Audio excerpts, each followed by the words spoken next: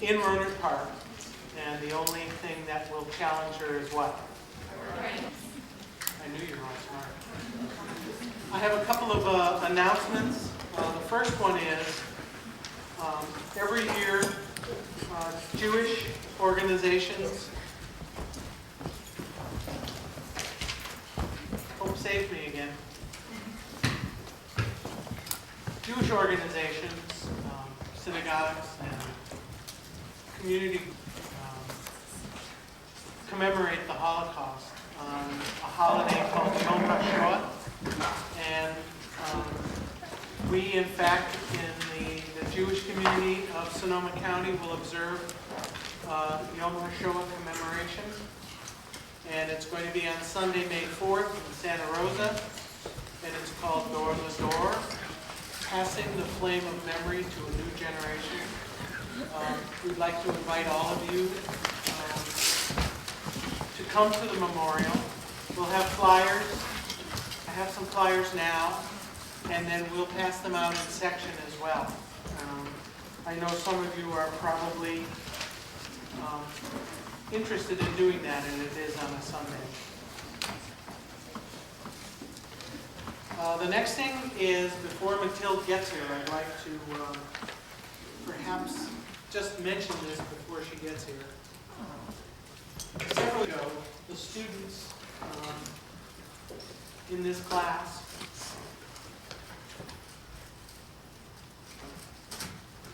donated money to the orphanage and school that Mathilde is connected with in Rwanda. And we've done it every year. We ask you to be generous. I know I didn't let you know it, but we ask you to be generous so that we might once again help her build another Sonoma house, because there is a house at the orphanage that is now named after Sonoma, the students and faculty and friends at Sonoma State University. So I'm just going to send this around after she talks, and you can put in whatever you can. Every little bit helps. Remember, this is going to Africa, a place where our money goes a long, long way. So after Mathilde speaks, I'll send it around. While we're waiting for her, we're going to see a short video which features General Dallaire, the general who was in charge of the UN troops in Rwanda when the fight started. So, Robin, lights.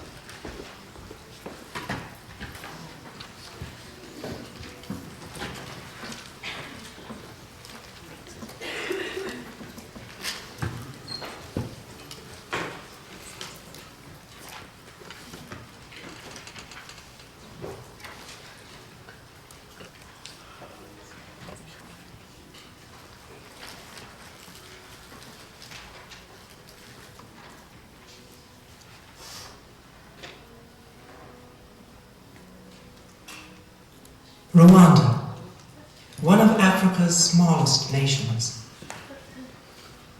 known as the land of 1,000 hills. For 3 months in 1994, Rwanda experienced genocide. Have gone by, but the country remains scarred. Here, one man has found his father's body and will finally be able to provide a proper burial. Canadian General Romeo Dallaire witnessed the genocide as commander of a small UN peacekeeping force stationed in Rwanda. In June 2002, he spoke at the United States Holocaust Memorial Museum about how the genocide might have been prevented and about his own struggle with the memory of failing to do so. You can't just say, well, it's 8 years ago or 9 years ago, and you did what you could. Did I do everything I could? Did I have all the tools. On April 6, 1994, Rwandan Juvenal Habyarimana was assassinated when a missile shot down his plane. Extremist leaders of the country's Hutu majority took the assassination as the signal to launch their carefully planned campaign of extermination against leading Hutu moderates and the country's entire Tutsi minority. The extremists seized control of the government. Tutsi of all ages were left without refuge.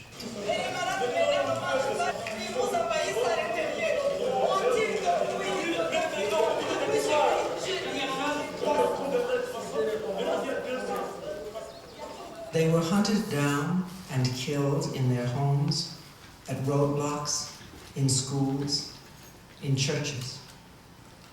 In 100 days, as many as 800,000 people, including 3 out of every 4 Tutsi in Rwanda, were murdered. You can't imagine the smell, the sound of dogs eating humans throughout the night, howling. I had hundreds of seeing children living amongst the corpses of their families, because there's nowhere else to go and there's no orphanage and nobody could pick them up at the time. In the middle of this horror were General Dallaire and the poorly equipped UN force to keep a peace that the extremists had suddenly, violently shattered. You had no food, water, fuel, medical supplies, defensive stores, because none of the contracts had been signed 6 months into the mission by the UN staff. Countries had not provided troops with equipment, so you got Bangladeshi troops coming in with not even a pot to be able to cook their food. 3 months before the genocide began, General Dallaire had learned of extremist plans for mass murder and told his UN supporters that he was going to seize an arms cache. The response was immediate, within hours, that I was not authorized, it was outside my mandate, and that I was jeopardizing the whole mission. Well, on the 6th of April, the war started. Within 24 hours, I had 10 soldiers dead, but already thousands of Rwandans were being slaughtered. After the killing started, General Dallaire requested more force to stop the murders. Within the first few days of the Rwandan war and genocide, Kofi Annan went to all 69 countries, not one of them provided one soldier.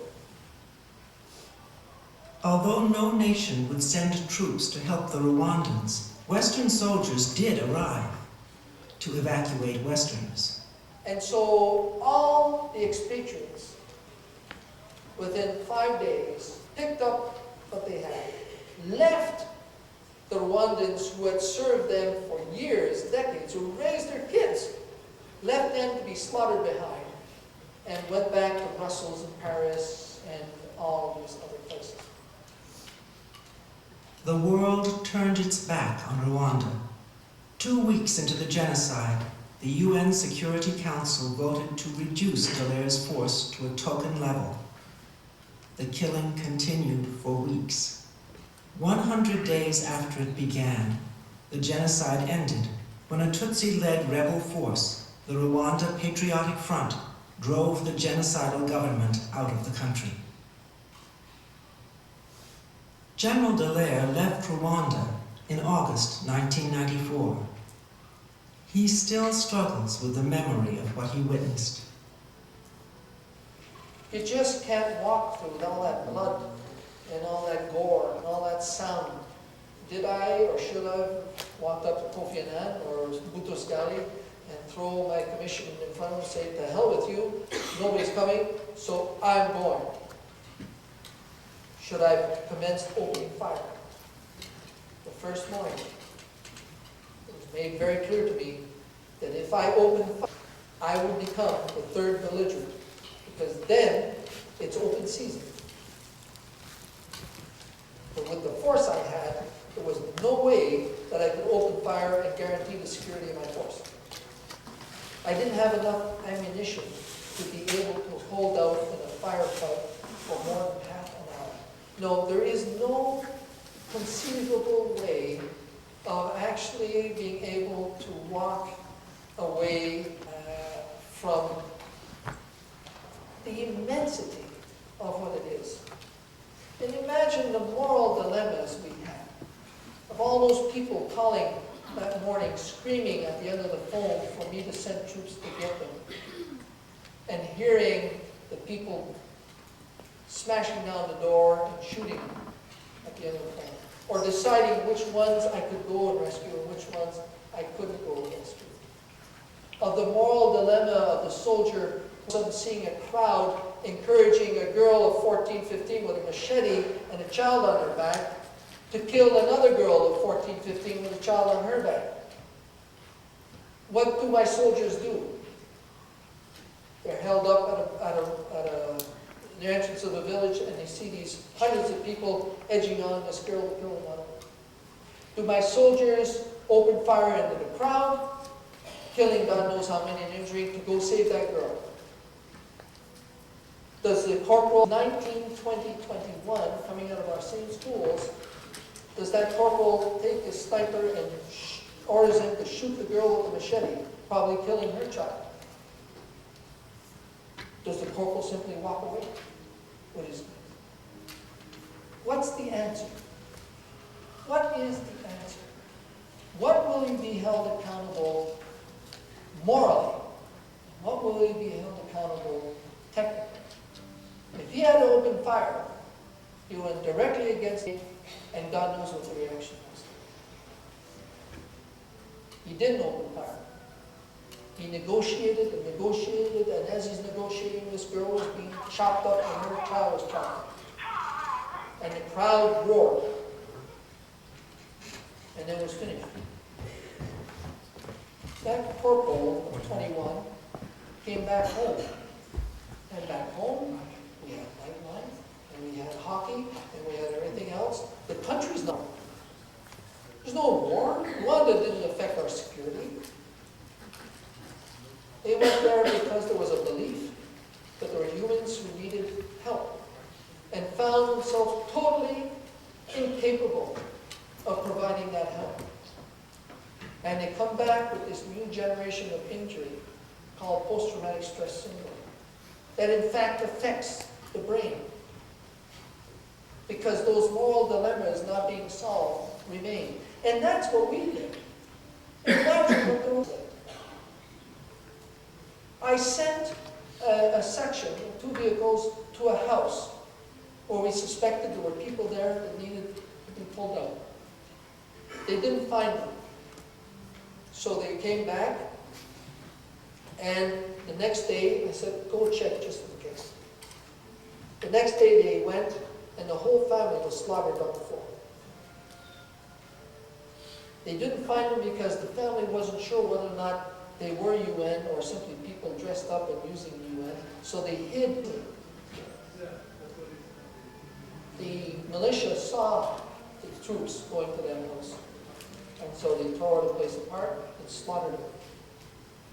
Sometimes you were wondering whether going to help them was putting them in danger. This is not 4 or 5 people on a block. This is thousands upon weeks and weeks.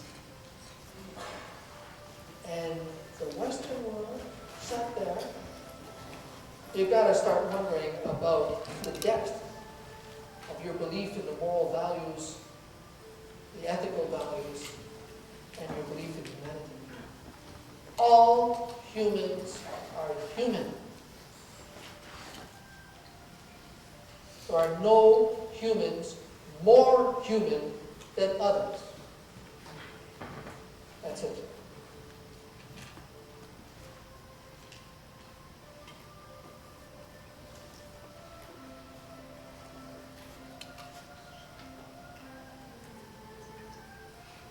Lights, please.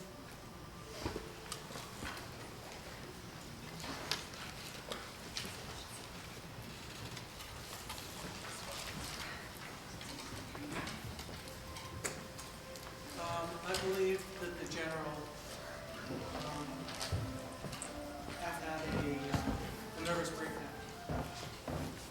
know from your reading what an intense experience this was.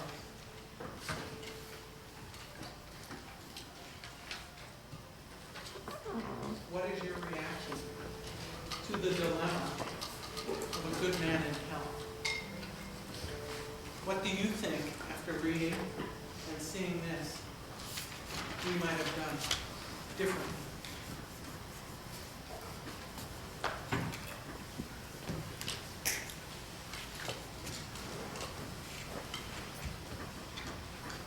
Yeah, Ryan. Well, he said they only had enough ammunition to hold back for 30 minutes. So maybe just like establish a larger peacekeeping force. A larger peacekeeping. Yeah, not necessarily with more ammunition, but just more presence. How many of you have seen Black Hawk Down? What was that story? What was that about? Tell people who haven't seen it. You remember? What is it the story of?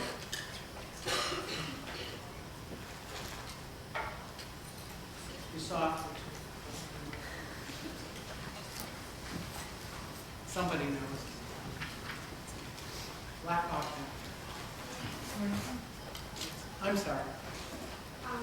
It's been years since I've seen the film, but I think the premise of it was U.S. soldiers were coming in to rescue other U.S. soldiers who were somewhat impacted by just the uproar and the fall of the, I can't remember where they were at, but the fall of the government around there. Who remembers where they were?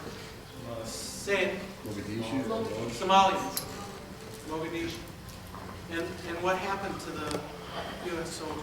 I believe many of them did die, but most of that was just an attempt just to get them out of there and just get the hell out of there. What else happened? What else happened that was so shocking and that was shown on television in the States?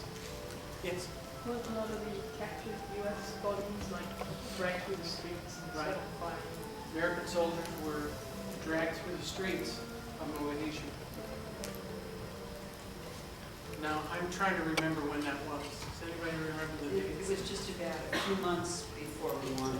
Okay, so that was 90, 14 years ago. So I don't imagine most of you have much of a memory of that. But you can imagine what kind of impression that left with the notion of sending American troops into Africa to get right in the middle of a dispute between two groups. So what happened, right? Your suggestion was not a feasible one because people didn't want to see any American experience that again. It would have been politically what? Suicide.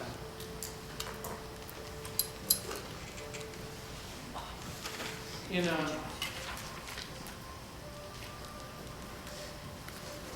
attempt to reconcile what he had done, not done,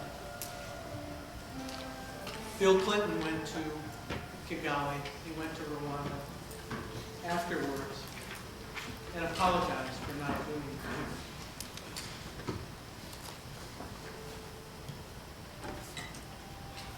If you were knowing what you know now, if you knew that that was going on, do you think there's what might you have done? Not you, President. That hasn't happened yet, but as just a citizen, what would you have done? What could you have done?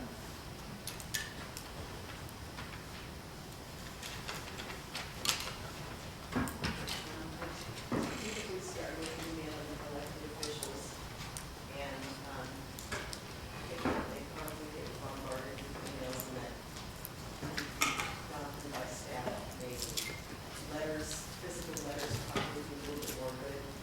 From what I read, telegrams, it was a response. Telegram. Start with emails, write letters, but telegrams, should we still send those? I don't know, but I had read, looking right now, how do you So So you would have responded by saying what to the government? What would you have said to the government?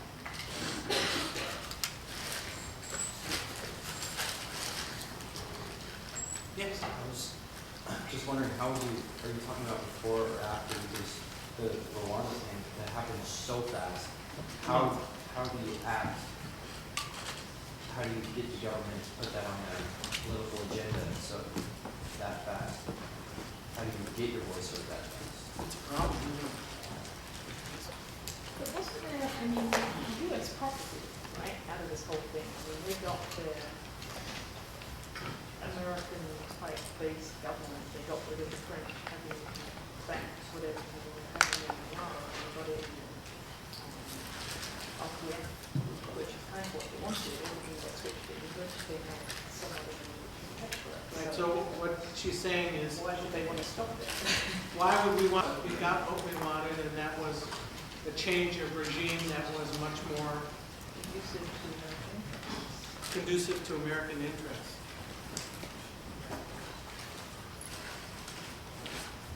Could be. I mean, obviously, from a humanitarian point of view, that's not the way to look at it, but. Right. Okay.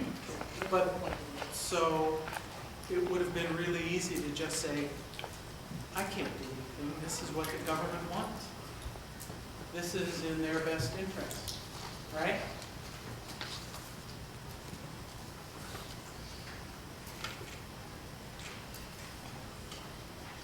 Yeah. Well, when it comes to dealing with your elected officials, they're looking at getting reelected, and so if they can agreement with their constituents, they basically will pay attention. So if they get enough from, if public figures get enough from their constituents, they'll do something. There's a very nice woman who's written a book. You're laughing, Jason. Yeah. You're our cynic. Tell us what you think about that. I don't know how many people want war in Iraq, and he said, that's great, you have your opinion, and you went anyway. Say it so we can. All I can think was when the Iraq war happened, when the general population said no, we demonstrated, and he came out and said, oh, it's great that we live in a country where you can say no, he went ahead and started. We're still there, so you can try a politician, but hold your breath. Respond to You that. most certainly can. At the time, I think that the polls show that the majority of the country supported a war in Iraq. People were out for blood. In retrospect, nobody wants it. But at the time, it was very different. That's your response. Okay. I don't know anyone who did. Anybody else want to? Yes. Well, initially into Afghanistan, and it was right after 9/11, so I agree with this young lady regarding the fervor behind the movement of going to war. However, I also agree with this gentleman here, because soon after, when we realized that Bush's agenda was a lot different than what we thought, and he went into Iraq, I think people changed their minds. 76% approximately, the last number I heard, Americans don't want to be in Iraq. Why are we still there? It's possible. It's impossible to get Congress. Congress is trying their best.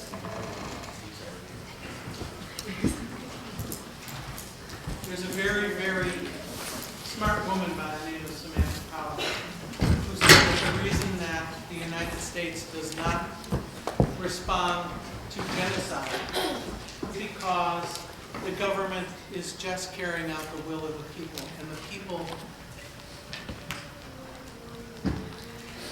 haven't made enough of the state. And that as long as we are silent, the government will do exactly what they think is in their best interest and not in our best interest. And the only way that I can dot the I on my point is to say the word government. Because the United States government has called it a genocide and has watched it happen without any kind of intervention. all of us have not made our will known. And so, how many of you, well, we'll give you an opportunity next to get going and to be able to have the wherewithal to say, well, it's not something that I approve of and I've done something about it. But unless we act, we can no longer say, as Michael Barenbaum told us last week, we can no longer say, we didn't know anything about it. Right? Okay. A very good friend came into the room, and I know it was stressful. I wanted to, do you have time to sit? Okay. I want to introduce you. Okay.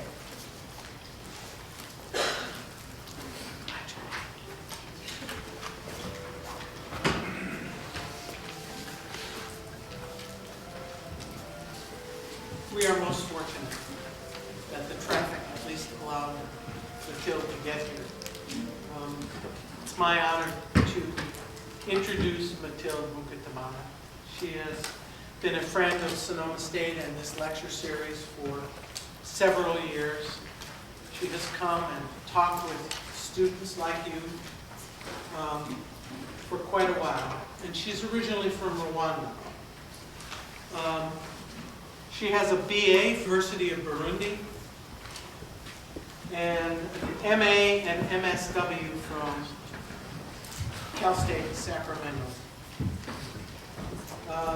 And she's currently a professor of history at Consumnes River College. She's been involved in the Rwandan experience for more than 20 years. And she's the co-founder of several organizations, including American Friendship Committee for Rwandese and the Association of Rwandans in Diaspora. She is currently the president of Friends of Rwanda Association, a nonprofit relief organization that helps children orphaned by genocide with focus on rural areas that are not reached by international organizations. She teaches courses in social work at the National University of Rwanda. And under the sponsorship of the United Nations Development Programs, she helped launch the social work program at the university in the summer of 1999. We were most lucky to have two students who were taking the lecture series who went to Rwanda the summer after they heard Mathilde and spent some time with them. She maintains her connections to the Sac State because her husband, Andre Kameni, is a professor in the Ethnic Studies Department. More personally, Mathilde has lost 6 siblings and both her parents during the killings. She was in Canada this weekend, and I already have your remarks. They were published in the paper, and where she said, genocide will disappear unless everyone is appalled by it. It is a big problem in our century. First we had the Jewish Holocaust, and then we had the Rwandan genocide, and it is still going on. I mentioned to you about our bowl and the organization FORA, Friends of Rwanda Association, which raises money to help orphan children in Rwanda support themselves. Many children were left in charge of their younger siblings when they were orphaned, and they lacked the money necessary to go to school. FORA has established many educational programs in Rwanda and helps equip young heads of households with the means to support themselves and their younger siblings. It is my great honor to consider Mathilde a friend, and to have spent much time. She is also an advisor to us for our Holocaust and Genocide Memorial Museum and serves on the board of the Alliance for the Study of the Holocaust. And to you to welcome her.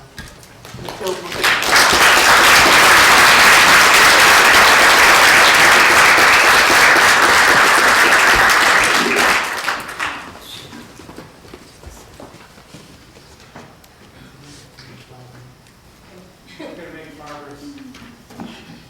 Yours. Ready? Can you hear? Say something. Good afternoon. Okay. Yeah, thanks, Mirna, again.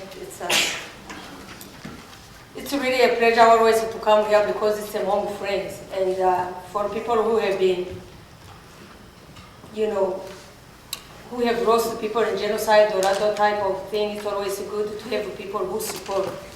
I don't need to talk about genocide to understand people understanding it. And at some level, also the people in the class, because you know more about genocide than more people have seen in my life. You talk about Rwanda, even today no one knows about Rwanda. There are very few people, unless you are connected to something like this, really can tell you anything about the country. And when you talk about lack of knowledge, it can also mean, dying. We died because we really didn't matter that much. People in Rwanda died in hundreds of thousands of people because people didn't care that much to stop what was taking place. And I'm not here to blame the international community, I'm not here to blame anybody, because Rwandans failed themselves. It's not just the international community. We are just talking about the UN, we are talking about the United States, we are talking about France. But ultimately, Rwandans killed themselves. They killed each other. And I definitely don't take any responsibility out of them. They are not children. This has been the 14-year commemoration of Rwandan genocide. And for us, as Mirna said, I was in Canada 2 days ago, and for the first time, something changed in the way we were doing it. For me, it changed, and it was very clear. The first thing is that it's for the first time that Rwandans themselves can actually talk about the people who have died in detail and accept to talk about it. Usually, even in our commemoration in Sacramento or other places, it's very difficult to find someone to actually come and talk about the killings or the family that, I say it, but in general, it's very difficult to actually talk about the individual. And yet, I truly believe that before you can talk about ending genocide, you have to put faces to genocide. Otherwise, we are statistics, and statistics don't talk. People don't care about statistics. As a matter of fact, there was a study done not long ago saying that when you lose 10 people, people care, and then when it starts to become 100, people start being really numb.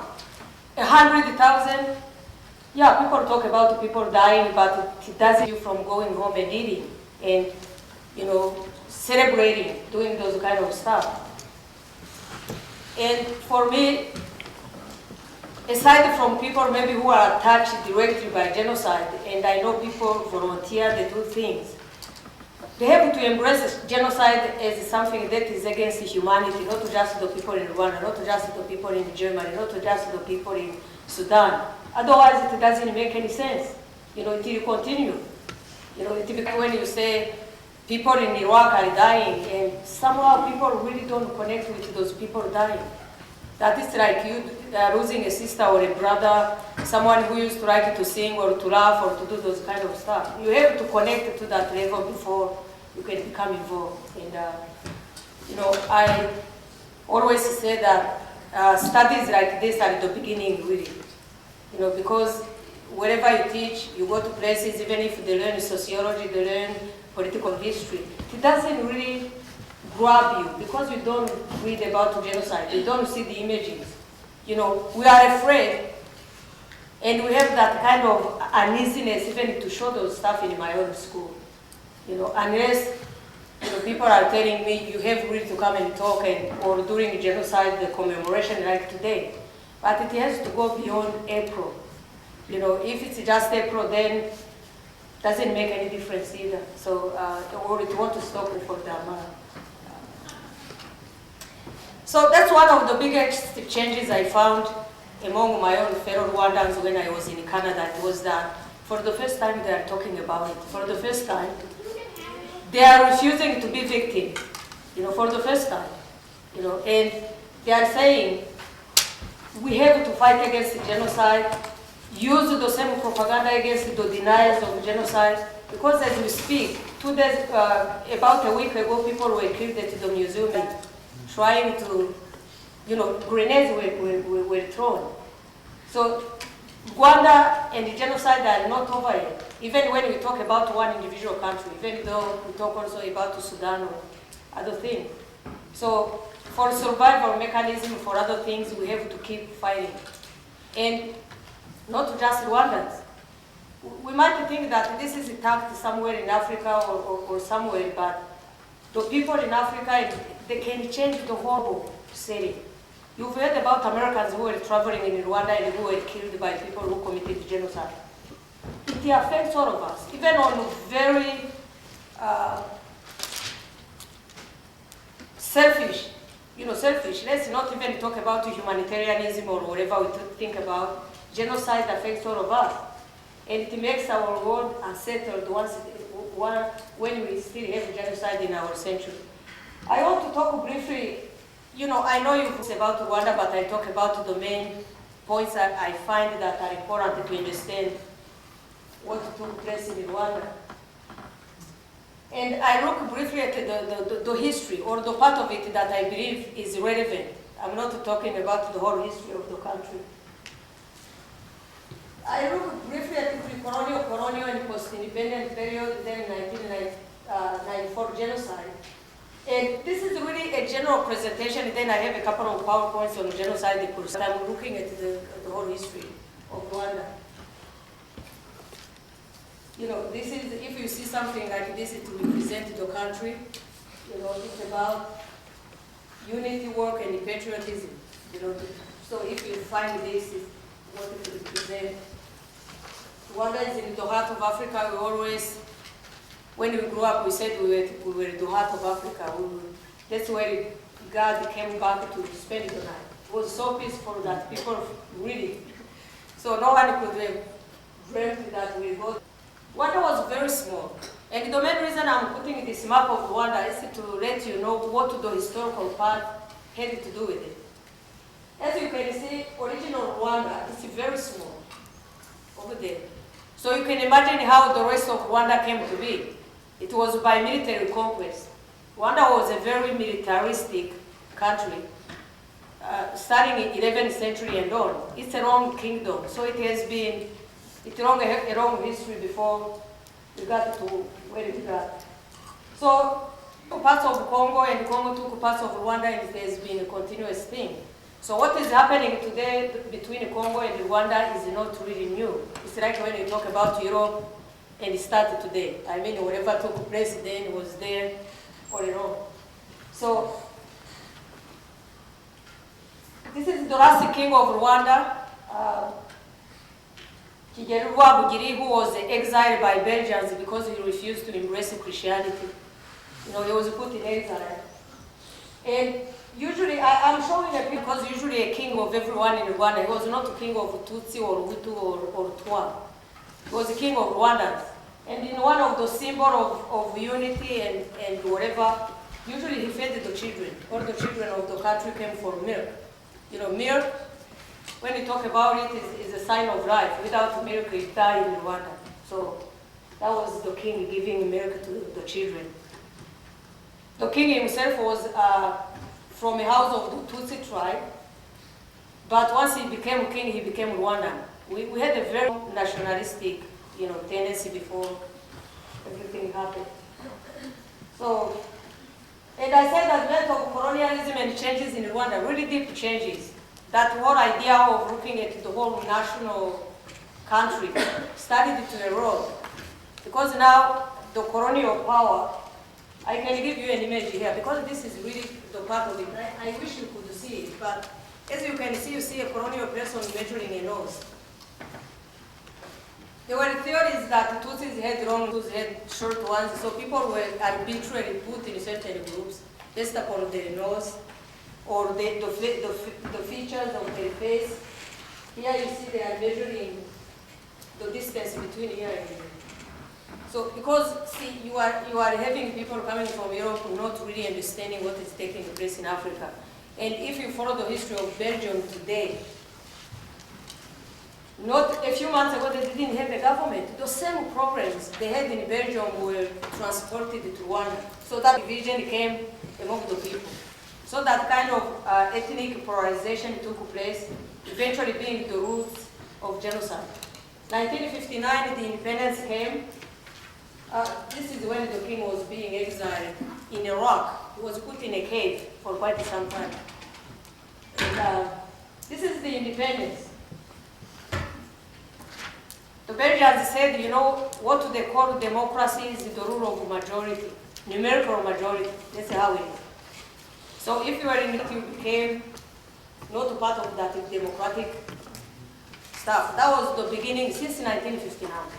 The Tutsis were completely excluded. They were blamed for the king because supposedly the king came out of the Tutsi ethnic group. And they were blamed for whatever evils society was facing, whether it was economic problems, whether it was, you know, whatever. They blamed it on the Tutsis. They became demonized for whatever was ailing this, our country. So the Belgians and the Hutus unified themselves. They established the first government. First president of Rwanda was a Hutu majority. This is what he said already in 1960. So when you look at genocide, you really have to go the way. The Hutu and the Tutsi are so different. He bought into the stereotypical views of the 19th century. They are so different that they can't live together. We needed to talk about the Tutsi land and Hutu land because really we are different in terms of who we are. So the whole country started to internalize what they call the Hamitic hypothesis, that the Tutsis are foreigners. They are not even from Rwanda. They came somewhere from Tanzania. You know, sometimes they actually call us Jews of Africa. They say we came somewhere. I don't know where it is. We came from Ethiopia. We came from wherever. So when people were killing during genocide, they used the river because supposedly it was a quick way to go back to where it came from. That was pretty much. So, and Rogiest was one of the most horrible racist person in the history of Rwanda, who was from Belgium. And he aligned himself with the Hutus. This is, he got some of the biggest monuments in the country, you know, so you can imagine what it is. This is the second president, the one who was killed during the beginning of genocide, the one with the Mobutu of Congo. And the main reason I'm him here, they always said genocide started because the president was killed. You know, the roots were there. The machetes have been purchased and stuff like that. So, and for a number of years, what they call Interahamwe, who killed people by millions, were trained since 1991. So it was an intense training, you know, that most people knew their path. The war started, this is the Rwanda Patriotic Front now in the country, and they are credited to have stopped the genocide. This is one of the museums in Rwanda. Not a museum, a church. It's a church. You know, most of the churches or schools or all over the country are part of the memorial. They've left it for people to go and see. So I'm just showing you the biggest challenges we have. Number one, you have genocide. Then you have all these people coming back from, majority of them have killed people. More than 1 million people came back. Now, you can imagine what the type of justice we have in the country. And that was in 1996. We still have the orphans, widows, and traumatized survivors, and those people coming back reoccupy their place in the village or in the city. Now you have maybe one survivor in that village. So those people are coming back, they are going in front of them, and you know what it means for them.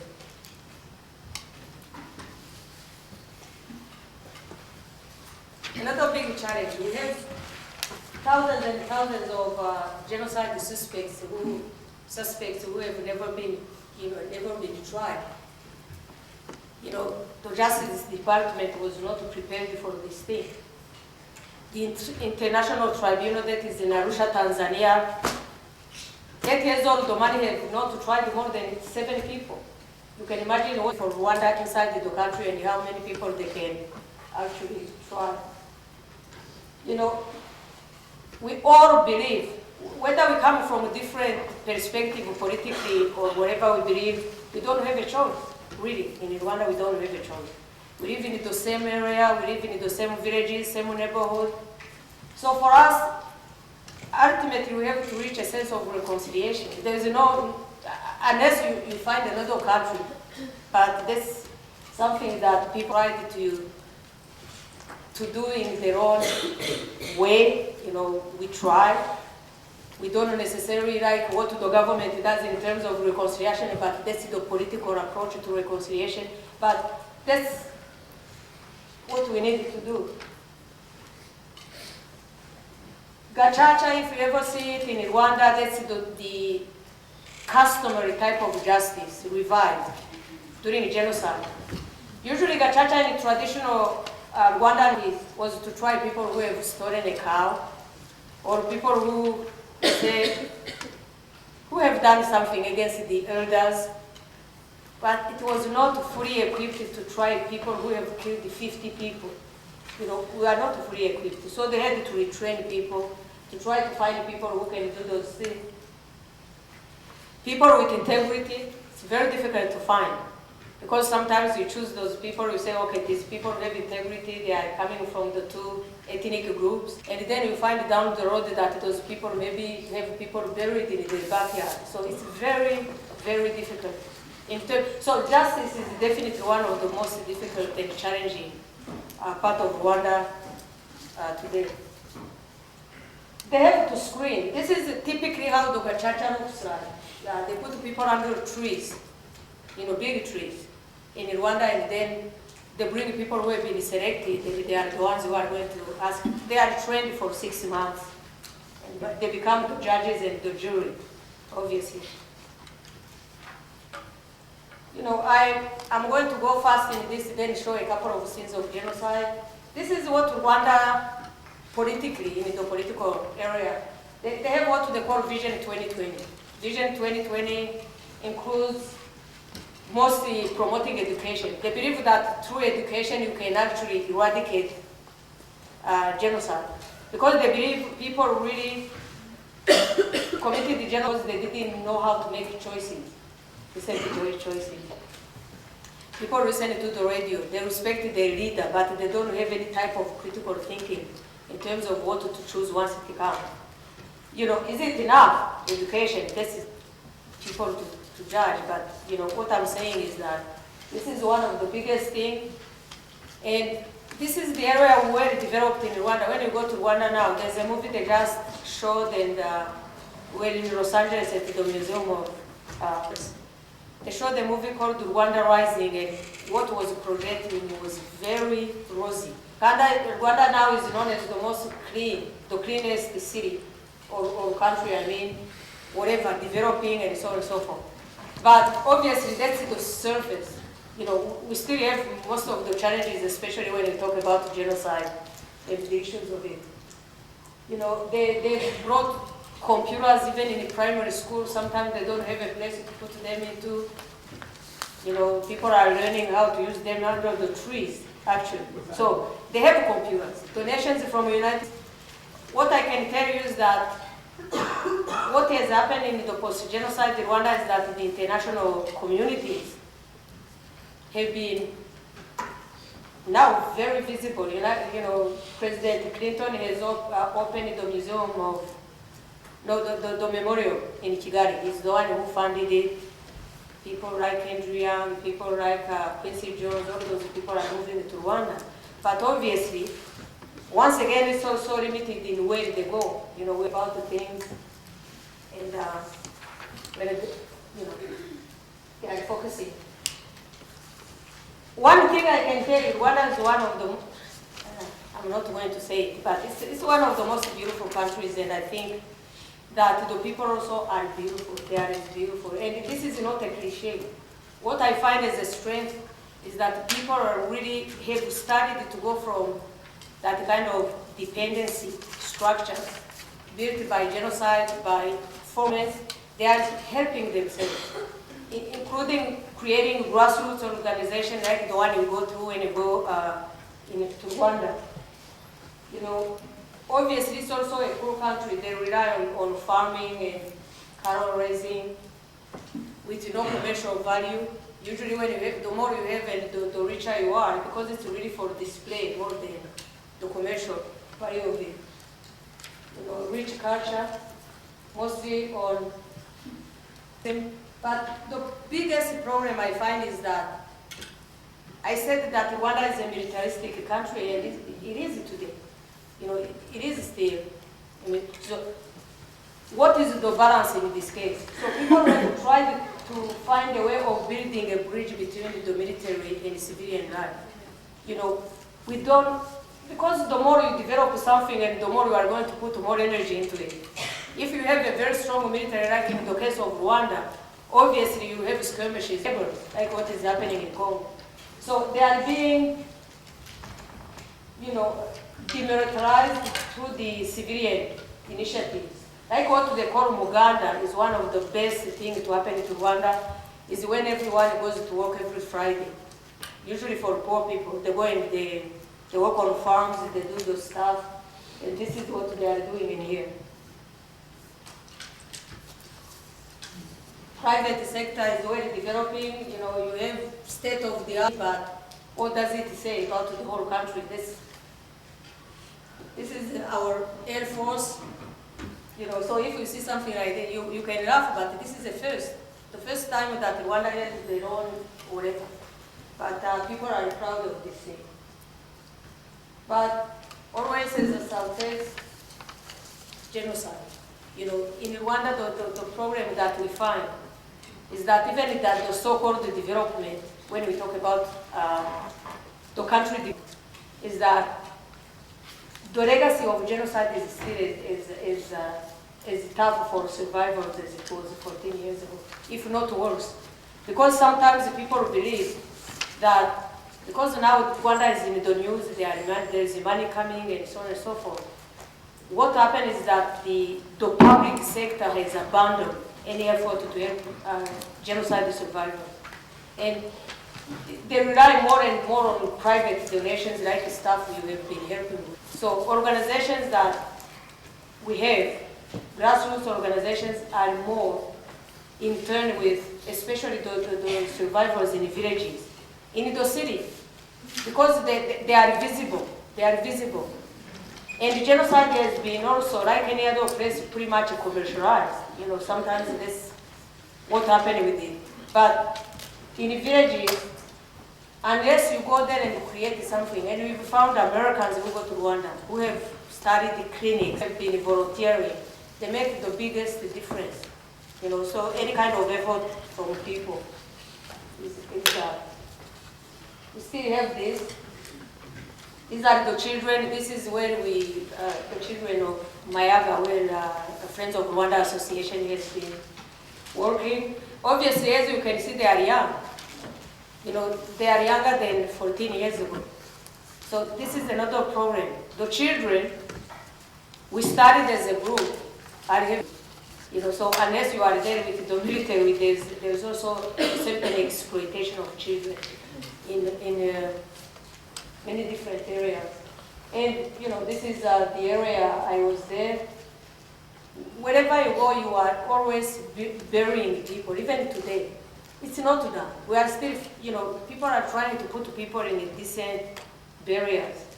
And it gives them a peace of mind. As I said, it can be symbolic. Maybe it's just dogs. As long as you have at least a family compound where you put the bones of your parents, it makes a big difference. These are the colors of genocide in Rwanda, and usually they put people in small caskets every day, most people.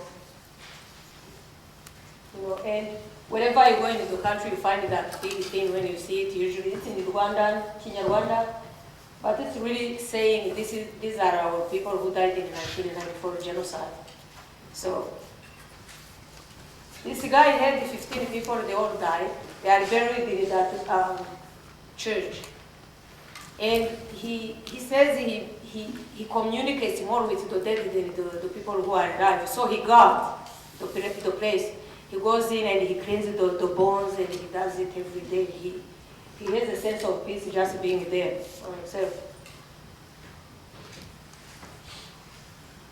This is one of the children we got recently, because he was not among the 4 children, but he was everywhere, and he's one of the most positive person you can find, really.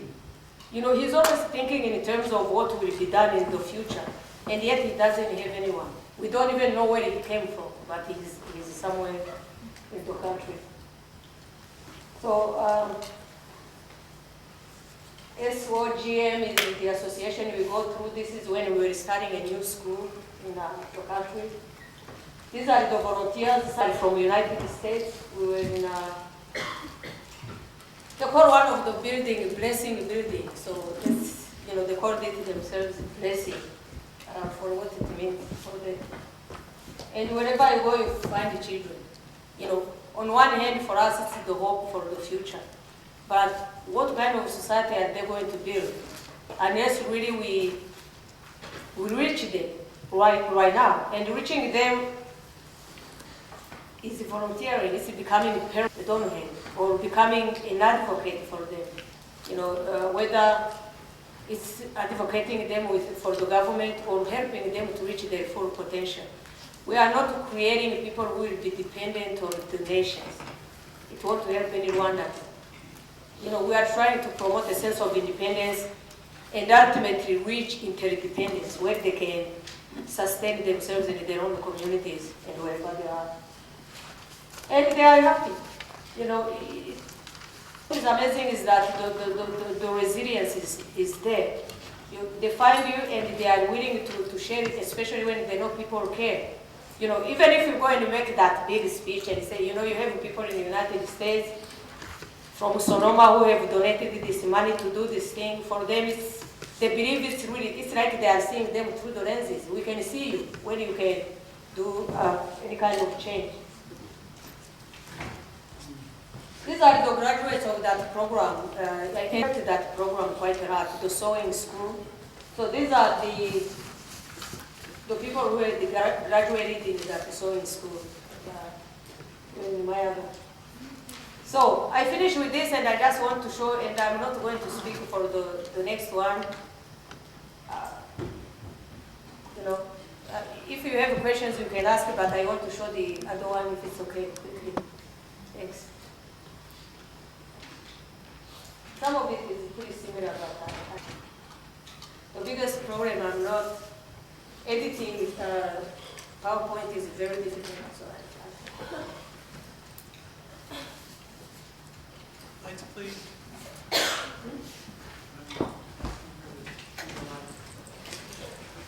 Just the images.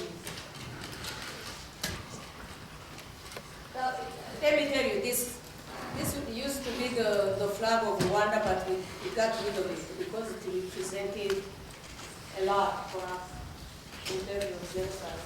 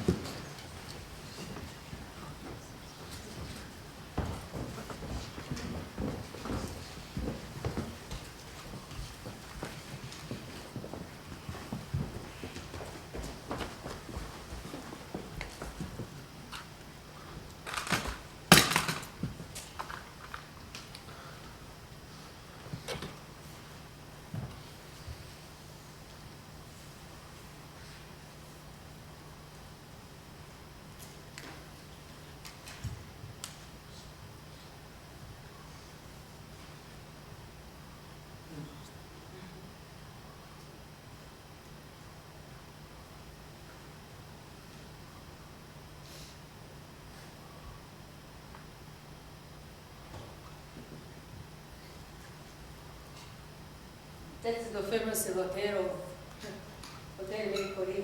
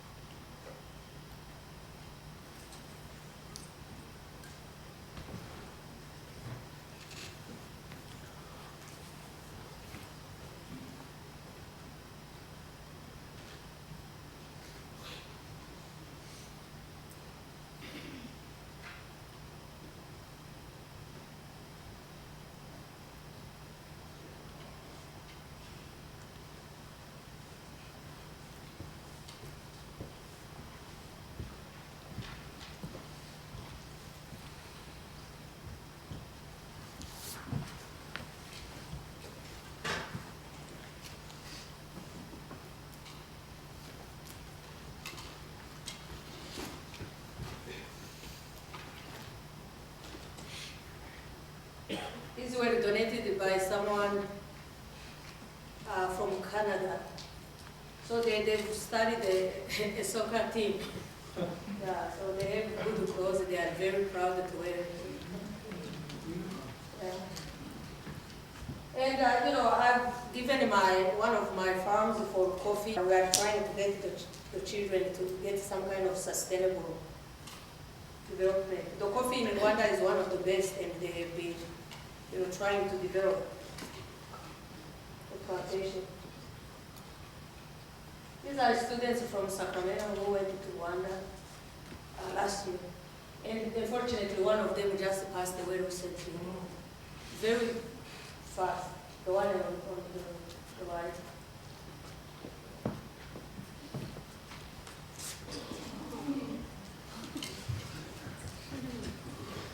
These are children who organize a traditional dance group just for money. So they entertain people to get some kind of money.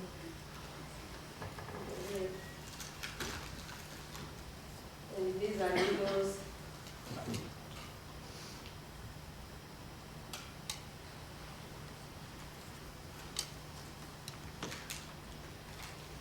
Thanks. Thanks, please.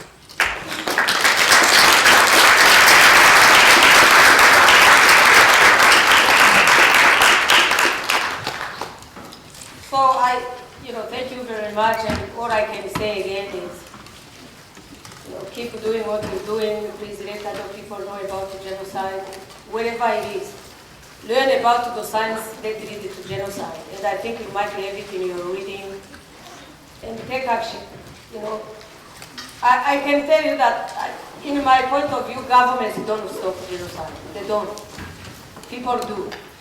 It's when people have the audacity to push their governments or to do other things that will be able to stop genocide.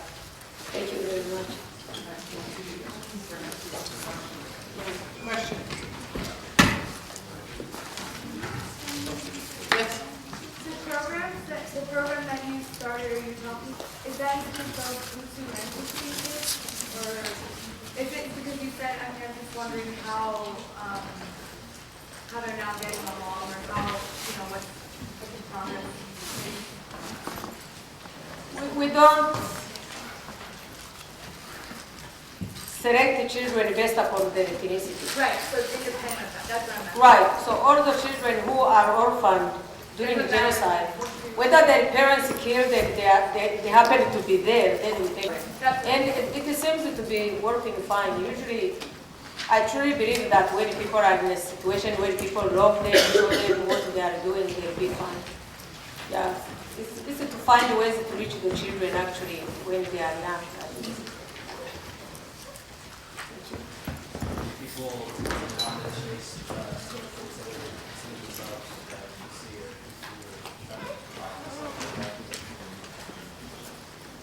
if you're trying to Tutsi or Hutu, one of the attempts at reconciliation by the government was to say you are not a Hutu or a Tutsi, you have to be Rwandan. They believe that would speed up reconciliation. And that's fine. As I said, there's no single model on how to reach anything, really. It seems to work for them. It seems to work for government. However, when you talk about the deep roots of genocide, you can't achieve it by just ignoring who you are.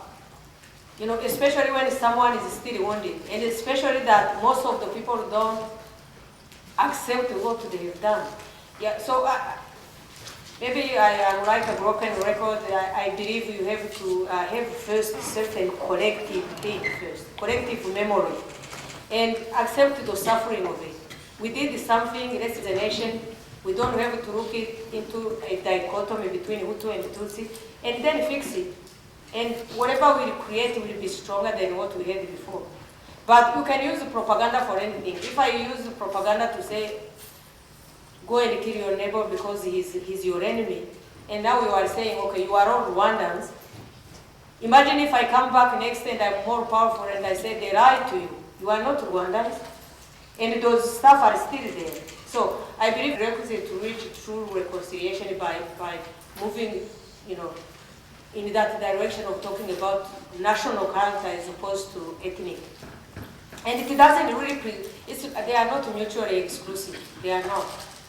You can still recognize what happened in Rwanda because it has already started to happen with negation of genocide in Rwanda. People say it was Rwandan genocide. It's Rwandan genocide. Who did what? People don't care. As a matter of fact, what happened was one journalist who is local was writing and said, he didn't know who was Tutsi, who was Hutu. He said, you know, you can imagine, for instance, when the Tutsis were hacking Hutus to death, because he doesn't know. And because people don't have really that intellectual inquiry, especially when it comes to stuff in Africa. What's an ethnic group versus the other? You know, I mean, really think about it. So the problem is that until people can really understand what happened and be moved from it, then have a true reconciliation. It's like in your family, you come and you say, okay, I really did this something nasty, but let's just forget about it. Without talking about it, you know, it's impossible. So I think that we need that kind of small, you know, it's like a transition before we can actually say we are all this and that. There are people still killing, even today. You know, survivors are being killed. So how can you say that doesn't exist when it's still there? So that's the problem.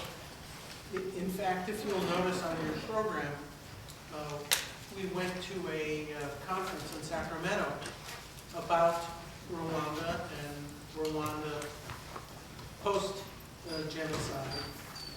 And a Rwandan pointed out to me that it wasn't the Rwandan genocide, it was the genocide of the Tutsis. And that is one of the reasons that on your flyer and our information, we talk about the Tutsi genocide, because what is happening in Rwanda is very much part of what happens with the Holocaust, where people deny that it ever happened.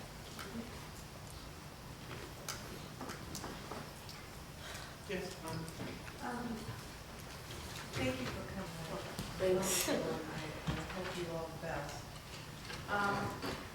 In the experiences that Rwandans have had with their genocide, are they aware of the rest of the nation, of what's happening in Darfur, Sudan, and possibly Zimbabwe?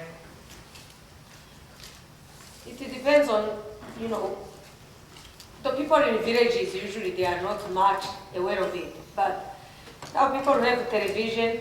Rwanda is pretty much in Darfur, actually. It's one of the biggest forces in Darfur right now, the government. So the military of Rwanda was sent to Darfur under the African Union, right? And actually has been also one of the push from African groups that the main reason why Darfur doesn't really, the problem is not to solve, is that they insist on UN. And we've seen what UN has done in Africa so far. So they are saying if they could empower, because obviously the unity of Africa is pretty weak, you know. It's a sum of all the countries that are poor. So they are saying instead of pushing for UN to be involved in situations sometimes they don't understand, and they end up sending African troops anyway. Why not to help the Africans themselves to go and solve that problem? Because they know what they are missing. Most of the people in Darfur and the problems in Darfur are going to start problems in Chad. You know, it's happening. It's going to start problems in Somalia and so on and so forth. So people have interest in stopping genocide in Darfur. And if they are given enough, you know, in that direction, I think it can be solved. Could you speak a little bit about the responsibility of journalists in times like these? And there's a story of the radio man who was eventually tried for being complicit in genocide, the man who said, cut the trees. Could you speak a little bit about that and what you think about that? See, in Arusha it has been very frustrating because the media of genocide are being tried, but people are unable to decide whether it's free speech as opposed to hate. For us, it's more, maybe in a well-advanced democratic nations, you can talk about free speech. Because you have other institutions trying to mitigate what the media can bring, right? But in our countries where you rely on one media, like radio, it was as responsible, if not even more, than the people who actually took the machetes. Because these people were, you know, and understanding also the demographics of the people who were receiving what was there. So they are responsible for genocide. You know, these are the people who have been actually telling people where, but also when the regions had not been as affected, like in the south of the country, saying, the job is not done yet, you have to go there, you have to do this and that. So they abetted the help to genocide in that way. So obviously the media can do both, right? It can be the best thing against the genocide as much it can, especially in our country. It's an arm of propaganda. You know, people are talking about media and whatever, but it's not obviously. As a matter of fact, this is what is happening. They say as much as we use propaganda for killing, we can also use propaganda for bringing people together. You know, it depends on which level of propaganda you are going to reach and how you are going to use the media. But a problem that maybe you made me think of, I didn't talk about, is that, for instance, the Western media in the United States and in France and in Belgium and in other parts of the world are the people actually who are also promoting the ideas of revisionism and negationism. In Canada 2 weeks ago, there was a big speech, a big conference on people who were denying that the genocide of the Tutsis took place in Rwanda. And one is being tried in France for, we are lucky because the survival groups push for that. He's being tried. But Payan has written a book, if you have a chance, it's called Angry Blacks, it's in French, Angry Blacks and White Lions. But he really denies the genocide. He's saying if people died, it was the same. You know, so you can't talk about the genocide of one group. Or that, you know, either they talk about a double genocide or they talk about genocide. You know, and what I'm saying is that what is happening in Rwanda is also abated by people outside of the United States, including policymakers. You know, there are letters I think I shared with you last year of one congressman in the United States who was denying genocide happened. You know, and as a matter of fact, that it was a conspiracy between the United States government and the Tutsis to have strategic control of the region by faking the genocide. And it was all over the media, especially if you are attracting interest of certain groups, and depending upon who is going to read and who is supporting, it's very dangerous.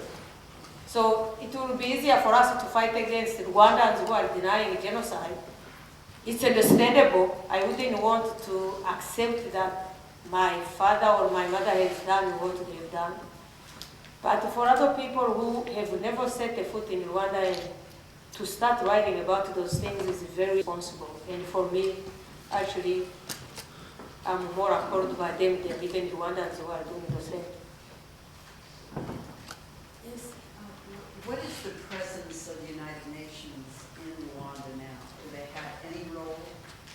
Today, Yeah, what are they doing now? they left. So they're gone. They are gone. You know, Rwanda right now is stable. And the stability is the place you can go and walk at 3 in the morning. For instance, some of the students who went there will tell you. But it's by the order is maintained by the military, obviously. It's the military. And that's once again, even for us, who don't necessarily want to see the military, but you are afraid. You say, if the military is preserving my life, so be it. We send other places in Africa where people die, when there's no such protection. And they are, you know, so it doesn't prevent survivors to die, but at least it's minimal in terms of how you see that. But obviously, we are wishing for a civil society that doesn't have to rely on the military to ensure, you know, your life. You know, you have to have the military at every corner of the country, at the university before you can go in. You have to take off your shoes. It's like the airport. You know, when you go to the airport right now, you can, you know, you go to the university, if you are wearing a hat and shoes, you have to remove them and you have to be at a certain distance so they can scan you if it's your first time. But it's a price. It's a price sometimes for, and you know, let me tell you, during the genocide, I could have accepted another colonization and save lives. And then deal with that after, but it didn't happen. So I'm willing to take whatever it takes, even if you can save one person's life. So, yeah. I'd like to ask you about religion. I know people fled to the churches for sanctuary, and that sanctuary was violated. What is the state of religion now? I know you mentioned that there might be a new religion that's popped up. Right. It's in Rwanda, something that is really thriving and which is religion. Because what happened is, and it's not really during the genocide at all. The Catholic Church in Rwanda, starting with colonialism, was part of the power structure in the country. It was part of the power structure. The people in the church were more powerful than the people outside. And they had aligned themselves with the current government in Rwanda. So what happened was that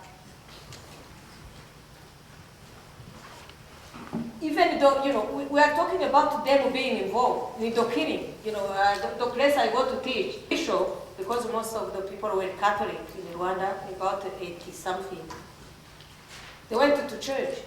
Because the bishop was living in one of the most magnificent residences on top of those churches and schools. And they came because he had told them, if we reach the church before the killing, because they had started the killing in Kigali and they were moving in the inside, he said, you'll be safe. So they got there, the bishop was still there, he never visited those people in, and all these people came.